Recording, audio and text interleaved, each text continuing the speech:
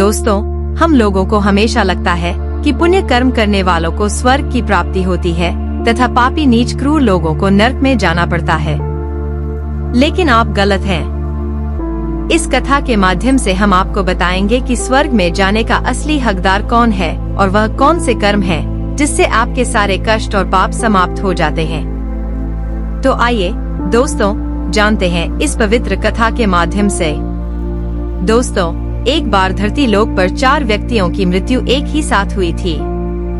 वे सभी लोग विचारों में अलग अलग और अलग अलग प्रदेश के रहने वाले थे। केवल संयोग से ही उन चारों का अंत एक ही समय पर हो गया था। एक ही समय पर यम के दूत उन चारों को लेने के लिए आए थे। मरने वालों में एक तो किसी प्रदेश का राजा था, दूसरा बड़ा धनी व्यापारी था, तीसरा एक पूजा पाठ करने वाला पंडित था और चौथा गरीब मजदूर था जो दिन भर मेहनत करके अपने परिवार का पालन पोषण करता था। चारों की आत्माओं को लेकर यमदूत मृत्यु के देवता धर्मराज की सभा में आकाश मार्ग से लेकर चारों आत्माओं को जा रहे थे। जब यमराजदूत उन चारों आत्माओं को लेकर यमराज के सभा में पहुँचे तो उनके सम्मुख जाकर खड़े हो गए। वे चारों सोच रहे थे कि कौन स्वर्ग में जाएगा और कौन नरक में जाएगा। यमराज अपने आसन पर विराजमान नहीं हुए थे। उससे पहले ही चारों आपस में बातचीत करते हुए स्वयं को ही स्वर्ग का मिलना चाहिए, यह कहने लगे। सबसे पहले राजा कहने लगा, देखो, मुझे तो धर्मराज पक्का स्वर्ग में ही भेज देंगे, क्योंकि मैं एक विश्व विख्यात राजा हूँ। मैंने अपने अनेक सत्कर्मों से धरती लोक पर अपना खूब नाम कमाया है। चारों तरफ लोग मेरे अच्छे कर्मों की चर्चा करते हैं। कभी भी कोई मेरे द्वार से खाली हाथ नहीं गया। जो भी आया, मैंने उसे इतना दिया कि वह जीवन भर मेरा नाम नहीं भूल पाया है। हर तरफ मेरे नाम का यशगान हो रहा है। मेरे द्वारा लुटाए गए दान से लाखों लोगों को खाने को अन्न मिला और रहने को आसरा मिला। इसलिए मेरे कर्मों को देखते हुए धर्मराज मुझे पक्का ही स्वर्ग में भेजेंगे।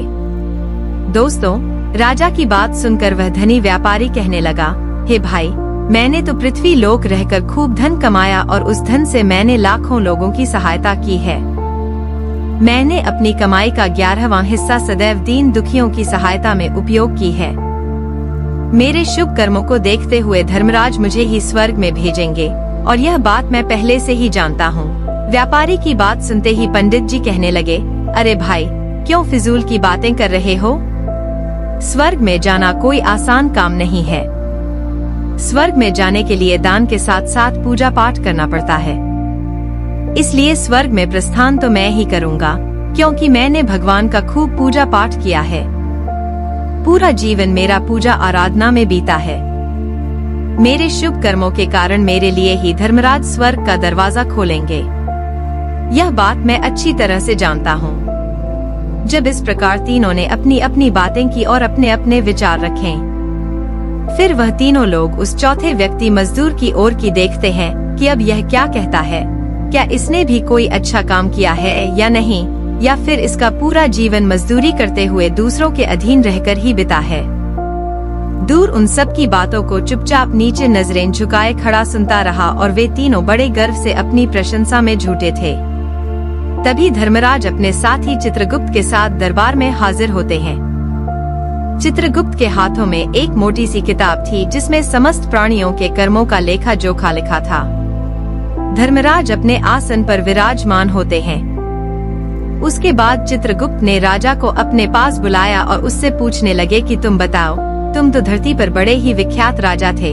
तुमने अपने जीवन में कौन कौन से शुभ कर्म किए हैं तथा कितने लोगों को दुख दिया है, कितने लोगों का भला किया है। मैं अपनी पुस्तक में देखकर यह फैसला करूंगा कि आप स्वर्ग में जाने के अधिकारी हैं या नहीं।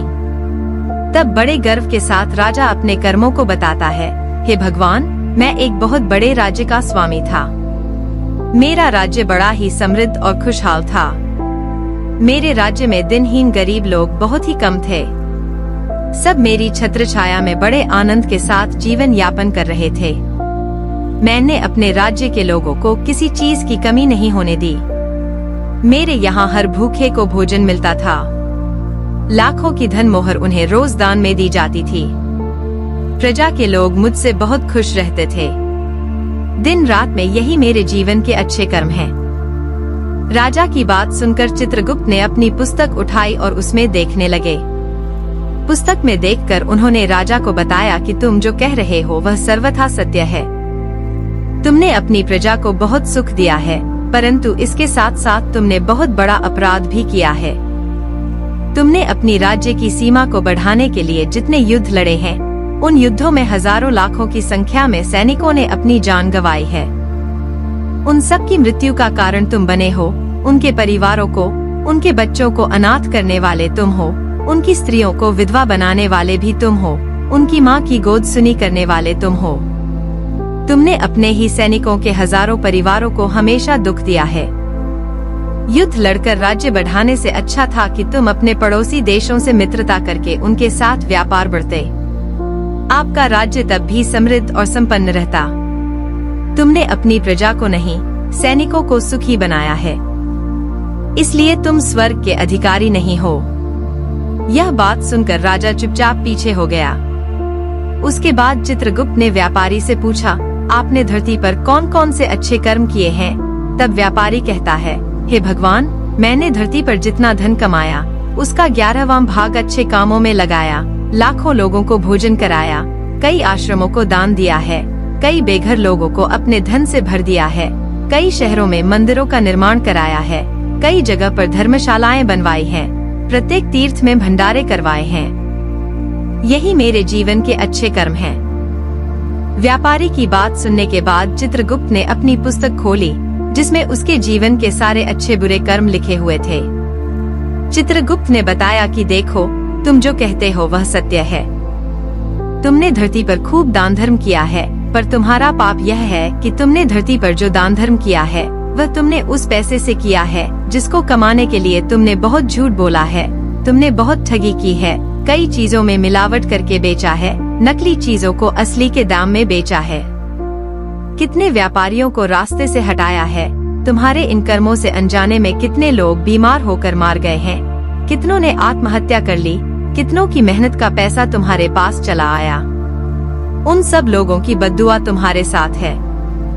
तुमने जो कुछ भी अच्छा काम किया है वह कर्म शून्य हो गया है, इसलिए तुम्हारे पास भी तुम्हारा कोई शुभ कर्म नहीं है। तुम स्वर्ग में जाने के अधिकारी नहीं हो। चित्रगुप्त की बात सुनकर व्यापारी भी बड़ा उदास होकर पीछे हो गया। उसके बाद पंडित जी को आगे बुलाया और पूछने लगे, तुमने अपने जीवन में कौन से अच्छे कर्म किए हैं?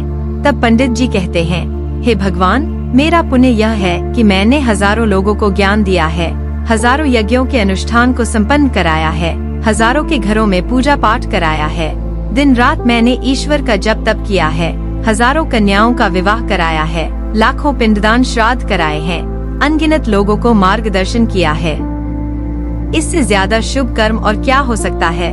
तब चित्रगुप्त अपनी पुस्तक में देखकर बताते हैं, हे पंडित महाराज, आपका कहना सत्य है। आपने वास्तव में हजारों लोगों को ज्ञान दिया है, लेकिन उस ज्ञान पर स्वयं कभी अमल नहीं किया। आपने सैकड़ों यज्ञ पूजा अनुष्ठान कराए, पर उसको निस्वार्थ भाव से किया गया कोई कर्म नहीं था।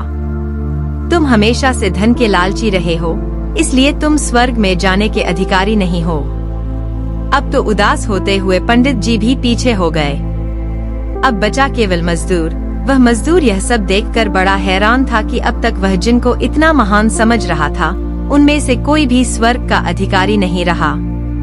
तो मैं कैसे स्वर्ग में जा सकता हूँ? मुझे तो स्वर्ग की कल्पना भी नहीं करनी चाहिए, क्योंकि मैं तो कभी पूजा पाठ या दान करने के लायक भी नहीं था, तो शुभ कर्म कहाँ से करता? मैं तो मेहनत मजदूरी करके सारे जीवन अपने परिवार का भरण पोषण करता रहा। वह मजदूर यह सब बातें सोच ही रहा था, इतने में ही चित्रगुप्त ने उसे भी आवाज लगा दी और उससे पूछा। किंतु वह मजदूर तो पहले से ही कहने लगा, भगवान, मैंने धरती पर एक गरीब के घर में जन्म लिया था। दान, हवन, पूजा पाठ करने के मैं लायक ही नहीं था, तो मैं शुभ कर्म कहाँ से करता? मैं तो अपने परिवार का पालन पोषण बड़ी मुश्किल से कर लेता था। मैं जानता हूँ भगवान कि मैं स्वर्ग में जाने का अधिकारी नहीं हूँ। मैंने धरती पर भी नर्क भोगा है और आगे भी नर्क में ही जाने की हैसियत है, किंतु हे प्रभु, यहाँ पर भी मेरी एक इच्छा है। मैं स्वर्ग में तो नहीं जा पाऊंगा, लेकिन मैं एक बार स्वर्ग को अपनी आंखों से झपका कर देखना चाहता हूँ। इससे अधिक मेरी कोई इच्छा नहीं है, क्योंकि मैंने ऐसा कोई कर्म नहीं किया है जो कुछ देर के लिए ही मुझे स्वर्ग में पहुंचा दे। मजदूरी के बाद लोगों की सेवा के लिए मेरे पास समय नहीं बच पाता था। बचा हुआ समय मैं अपने बूढ़े माँ बाप की सेवा में लगा देता था। उनके लिए उन्हें खिलाता पिलाता, उनके वस्त्र बदलता, यही मेरी दिनचर्या थी। मुझे तो मंदिर में जाने का भी अवसर नहीं मिलता था। मजदूर की बात सुनकर चित्रगुप्त ने अपनी पुस्तक खोली। पुस्तक में देखकर पूछा, हे मानव, तुम ध्यान से सोचकर बताओ कि तुमने कभी तो कोई शुभ कर्म किया होगा। तब मजदूर अपने पूरे जीवन के घटनाक्रम को याद करता है। उसे याद आता है कि एक बार उसे बहुत तेज भूख लगी थी। वह रोटी खाने के लिए बैठा ही था। इतने में वहाँ एक बहुत ही कमजोर बीमार कुत्ता टहलता हुआ आ गया, जो ठीक से चल भी नहीं पाता था। वह आकर मेरे सामने बैठ गया और मेरी रोटी की ओर गौर से देखने लगा। मैं समझ गया कि वह कुत्ता बहुत भूखा है। मेरे अंदर से आवाज आई कि बेजुबान जानवर को छोड़कर तू अकेला कैसे खा सकता है। मैंने वह रोटी स्वयं न खाकर उस कुत्ते को खिला दी। उस दिन मैंने पूरे दिन भूखे पेट रहकर ही काम किया था। मजदूर की बात सुनकर चित्रगुप्त मुस्कुराए और उसका हाथ पकड़कर बड़े सम्मान के साथ उसे स्वर्ग में लेकर गए और बोले, वास्तव में आप ही स्वर्ग में रहने के अधिकारी हो। प्राणियों पर दया दिखाना ही सबसे बड़ा शुभ कर्म है। मनुष्य जो भी कम निस्वार्थ भाव से करता है, वास्तव में उसका ही उसे सबसे बड़ा पुण्य मिलता है। निस्वार्थ भाव से किया गया जन कल्याण के लिए एक छोटे से छोटा काम भी आपके सैकड़ों पापों को नष्ट कर देता है। लोगों से लालच, मोह और स्वार्थ के वशीभूत होकर किया गया शुभ कर्म भी फलदायी नहीं होता है। इसलिए ध्यान रखें कि जीवन में अच्छे कर्म अच्छी भावना के साथ करना चाहिए। ऐसा नहीं होना चाहिए कि आपने किसी से धन छीन कर या चुरा कर कर्म में लगा दिया हो, तो वह धन आपको कभी नरक में ले जाए और बाद में उसी धन को दान पुण्य में जाने से नहीं उभर सकता। दोस्तों, स्वर्ग में वही व्यक्ति जाता है जिसने निष्काम निस्वार्थ भाव से प्राणियों की सेवा की हो भले ही उसने जीवन में एक पैसा भी दान ना किया हो, पर वह जिस लायक था अपनी सामर्थ्य के अनुसार उसने निस्वार्थ भाव से जो भी काम किया, वही उसकी मुक्ति का रास्ता तय करता है।